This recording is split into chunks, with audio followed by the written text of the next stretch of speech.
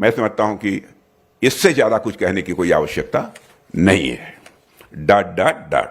साथियों, मुझे वह दिन याद है जैसे ही पहलगाम में निर्दोष नागरिकों के ऊपर कायराना हमले की सूचना मिली, मैंने स्वयं चीफ ऑफ डिफेंस स्टाफ, तीनों सेक्रेटरी और जो डिफेंस सेक्रेटरी यहां मौजूद हैं डिफेंस सेक्रेटरी के साथ मीटिंग की।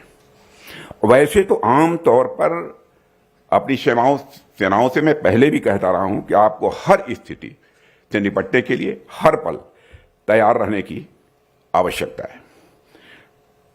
लेकिन उस दिन जब मैंने उनसे पूछा, डिफेंस सेक्रेटरी यहां पर मौजूद हैं, उस दिन मैंने पूछा कि ऑपरेशन करना है, उसके लिए तैयार हैं। मैं बधाई देना चाहता हूं अपने तीनों सर्विसेज के चीफ्स को, पूरे जो अफसर्स मौजूद थे, कि हम पूरी तरह से तैयार हैं।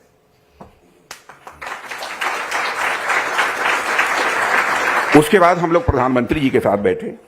प्रधानमंत्री जी को सारी स्थिति की जानकारी दी गई और वही बात प्रधानमंत्री जी के सामने उन्होंने कहा और प्रधानमंत्री जी की अनुमति से उसके बाद फिर जो ऑपरेशन प्रारंभ हुआ उसकी आप सबको जानकारी है। और जब मैंने पूछा कि पूरी तरह से तैयार हैं, तो इस प्रश्न का भी उत्तर यही मिला मुझे कि हम पूरी तरह से तैयार हैं। और उसके बाद जो कुछ भी हुआ उसको बहुत डिटेल में जाकर बतलाने की आवश्यकता नहीं है, आप सब उससे अच्छी तरह परिचित हैं। साथियों, हमारा यह ऑपरेशन सिंदूर हमारी सेनाओं के बीच ज्वाइंटनेस की भी एक मिसाल थी। आर्मी, नेवी, एयरफोर्स सबने एक साथ और एक योजना के तहत यह दिखा दिया कि भारत की सैन्य शक्ति अब साइलोस में काम नहीं करती है, बल्कि यह एक ज्वाइंट, इंटीग्रेटेड और ग्लोबल पावर के रूप में उभर चुकी है। यही कारण था कि हमने अपनी शर्तों पर, अपने समय पर उस ऑपरेशन को अंजाम दिया और अपनी शर्तों पर ही उसे हमने समाप्त भी किया। ऑपरेशन के दौरान भी हमने प्रिसाइजली उन्हीं को टारगेट किया जिन्होंने हमारे ऊपर हमला किया था।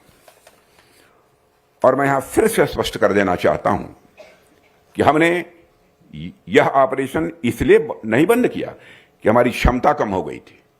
हमने उसे अपनी मर्जी से, अपनी शर्तों पर रोका और अगर जरूरत पड़ती तो हम लंबी लड़ाई के लिए भी पूरी तरह से तैयार थे।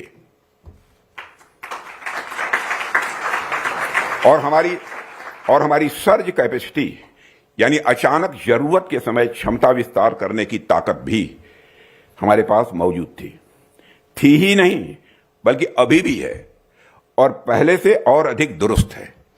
इसलिए मैं समझता हूं कि इससे ज्यादा कुछ कहने की कोई आवश्यकता नहीं है।